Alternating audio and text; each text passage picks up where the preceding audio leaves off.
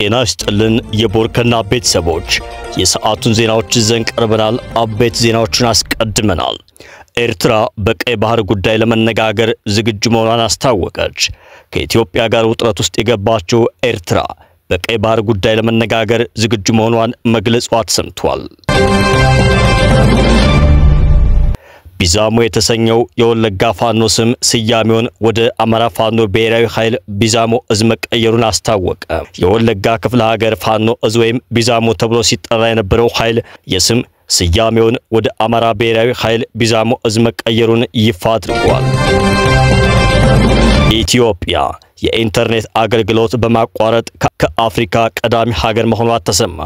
ኢትዮጵያ በዜጎቿ ላይ ሆን ብላ የኢንተርኔት አገልግሎት በማቋረጥ ከአፍሪካ ቀዳሚ ሀገር መሆኗ ተገልጿል።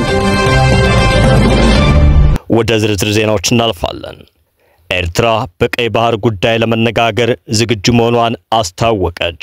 ከኢትዮጵያ ጋር ውጥረት ውስጥ የገባችው ጎረቤት ሀገር ኤርትራ በቀይ ባህር ጉዳይ ለመነጋገር ፍቃደኛ መሆኗን መግለጿ ተሰምቷል።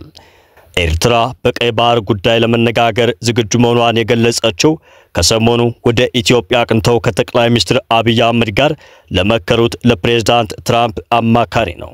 የኤርትራ የውጭ ጉዳይ ሚኒስትር ኦስማን ሳላህ የአሜሪካው ፕሬዝዳንት ዶናልድ ትራምፕ የአፍሪካ ጉዳዮች ከፍተኛ አማካሪ ማሳድ ብሎስ ጋር በኒውዮርክ ተገናኝተው መምከራቸው ተገልጿል። ከትራምፕ አማካሪ ጋር የመከሩት የኤርትራ የውጭ ጉዳይ ሚኒስትር ሀገራቸው በቀይ ባህር በአፍሪካ ቀንድና በናይል ተፋሰስ ጉዳይ ለመነጋገር ዝግጁ መሆኗን ገልጸዋል ተብሏል። ሀገራቸው በቀይ ባህር በናይል ተፋሰስና በተለይም በአፍሪካ ቀንድ ጉዳዮች ዙሪያ ለመነጋገር ዝግጁ የምትሆነው ሉዓላዊነቷን ባከበረ አግባብ መሆኑን ጠቁመዋል።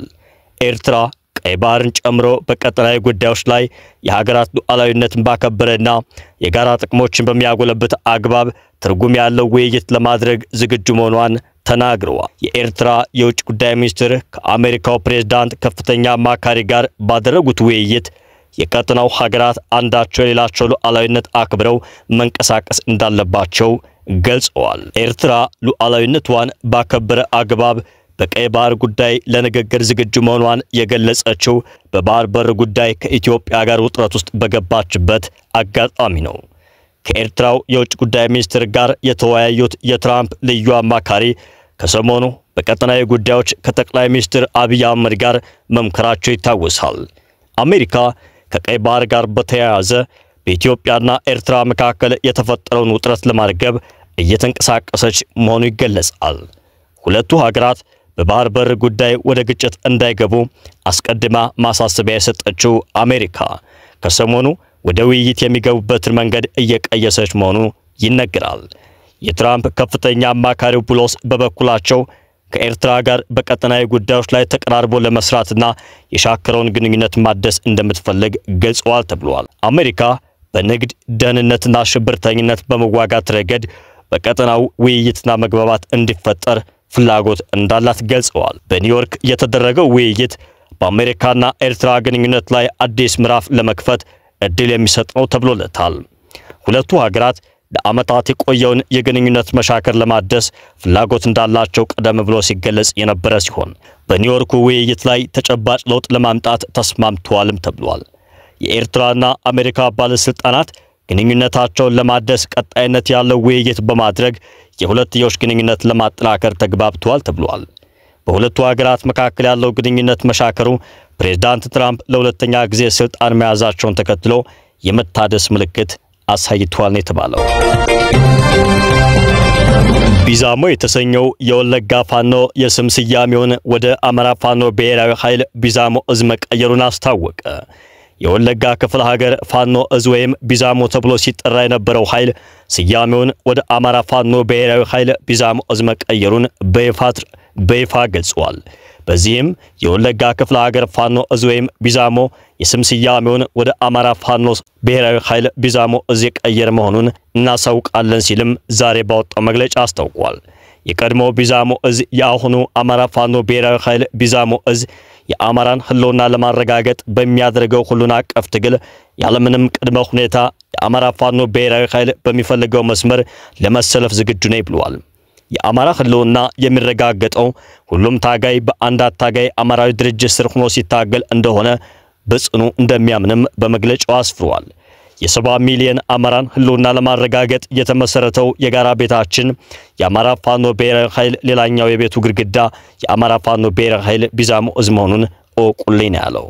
ለአንድነት ሲባል የምናስቀምጣቸው ቅድመ ሁኔታዎች የሉም ያለው እዙ ታሪካዊ ጥላቶቻችን አማራ የሚባል ጥላት በመናባቸው ፈጥረውና ልቦለድ ጽፈው ላለፉት 50 እና 60 ዓመታት አማራን ሲገድሉት ኑረዋል በማለትም ከሷል። ተረኛ ገዳይ ሲል በጠራው በወቅቱ አገዛዝ ብልጽግና ላለፉት 8 ዓመታት አማራ ላይ የሞት አዋጅ አውጆ ወገናችን ተጨፍጭፏል፣ ከጭፍጨፋ የተረፈው ለቀጣይ 40 ዓመታት እንዳያገግም ሁሉን አቀፉ ውድመት ደርሶበታል ሲል እዙ ባወጣው መግለጫ በብርቱ ወንጅሏል። በተለይ በወለጋ ክፍለ ሀገር የሚኖረው የአማራ ተወላጅ ላይ የደረሰው ግፍ ከአእምሮ በላይ የሆነ የበደል ጥግ ነው ያለው የአማራ ፋኖ ብሔራዊ ኃይል ቢዛሞ እዝ የሰብአዊ መብት ተሟጋቾች ባሉበት ዓለም አማራ ላይ የደረሰውን ስቃይ ሰበር ዜና ብለው መሞታችንን ከማረጋገጥ ባለፈ ምንም አለማድረጋቸውን ስናይ ለአማራ ሞት ይች ዓለም ተባባሪነት አስብሎናል ሲልም ወቅሷል። አማራ ከፈጣሪ በታች መዳኛው ክንዱ ብቻ መሆኑን ባሳለፍናቸው 5 ዓመታት አስተውለናል ሲል ገልጾ በወለጋ የሚኖረውን አማራ ፈጽሞ ከመጥፋት ለመታደግ የወለጋ ክፍለ ሀገር ፋኖ እዝ ወይም ቢዛሞ ተደራጅቶ ዱር ቤት ከከተመ ሰነባብቷል በማለትም አስታውሷል። ከመንግስት ጋር የተኩስ ትግል እያደረገ የሚገኘው ፋኖ አደረጃጀቱ እርስ በርሱ የተበታተነ ነው የሚል ብርቱ ትችት ሲሰነዘርበት መስተዋል ይታወሳል። ሆኖም ፋኖ ግንቦት 1 ቀን 2017 ዓመተ ምህረት የአማራ ፋኖ ብሔራዊ ኃይል የሚል አደረጃጀት መሰረትኩ ካለ በኋላ ኃይሉን ወደ አንድ አደረጃጀት አመጣው ሲል በተደጋጋሚ እያሳወቀ ይገኛል። ኢትዮጵያ የኢንተርኔት አገልግሎትን በማቋረጥ ከአፍሪካ ሀገራት ቀዳሚ ሆነች። ኢትዮጵያ በዜጎቿ ላይ ሆን ብላ የኢንተርኔት አገልግሎት በማቋረጥ ከሌሎች የአፍሪካ ሀገራት ቀዳሚ ሀገር መሆኗ ተገልጿል። ከፈረንጆቹ 2016 እስከ 2024 ባለው ጊዜ ውስጥ ኢትዮጵያ ኢንተርኔት በመዝጋት ከአፍሪካ ቀዳሚ መሆኗን አንድ ጥናት አረጋግጧል። ኢንተርኔት ሸትዳውን ኢን አፍሪካ በተሰኘ የጥናት መጽሔት ይፋ የሆነው መረጃ የአፍሪካ ሀገራት በዜጎቻቸው ላይ ኢንተርኔት በመዝጋት ተጠምደዋል ብሏል። ኢትዮጵያን ጨምሮ በአፍሪካ ሀገራት የኢንተርኔት አገልግሎት በስፋት የሚቋረጠው የተቃውሞ ድምጾችን ለማፈን መሆኑን ጥናቱ አመላክቷል። በጥናቱ መሰረት በተጠቀሰው ጊዜ ውስጥ በአፍሪካ 190 ጊዜ የበይነ መረብ አገልግሎት የተቋረጠ ሲሆን ከዚህም ውስጥ ኢትዮጵያ ብቻ ለ30 ጊዜ ተቋርጧል ብሏል። ሱዳን ከኢትዮጵያ በመቀጠል 21 ጊዜ የኢንተርኔት አገልግሎትን በማቋረጥ ከፍተኛ ኢንተርኔት ማቋረጥ ያስመዘገበች ሀገር ስትሆን በአልጄሪያ ደግሞ 14 ጊዜ ተዘግቷል ተብሏል። በኢትዮጵያ የበይነ መረብ መቋረጥ በዋናነት የተከሰተው በትግራይ ጦርነት በነበረበት ጊዜ መሆኑን የጠቀሰው ጥናቱ ይህም በሚሊዮን የሚቆጠሩ ሰዎችን የመገናኛ ዘዴዎችና አስፈላጊ አገልግሎቶችን አቋርጦ ነበር ብሏል። የኢንተርኔት መዘጋት በተቃውሞዎች ጊዜ ድምጾችን ለማፈን ተቃዋሚዎችን ዝም ለማሰኘትና የፖለቲካ ተሳትፎን ለመገደብ በስፋት እንደ መሳሪያነት ጥቅም ላይ እየዋለ መሆኑን ጥናቱ ገልጿል። ሪፖርቱ በኢትዮጵያ የኢንተርኔት መቋረጥ የሰብአዊ መብቶች ላይ ብቻ ተጽዕኖ የሚያደርስ ሳይሆን ስልጣን ላይ ያሉ አካላትን የሚጠቅም ስልት ሆኗል ብሏል። ጥናቱ እንደሚያመላክተው ከሆነ ባለፈው 8 ዓመታት በአፍሪካ ሀገራት የኢንተርኔት መዘጋት ከእጥፍ በላይ አድጓል።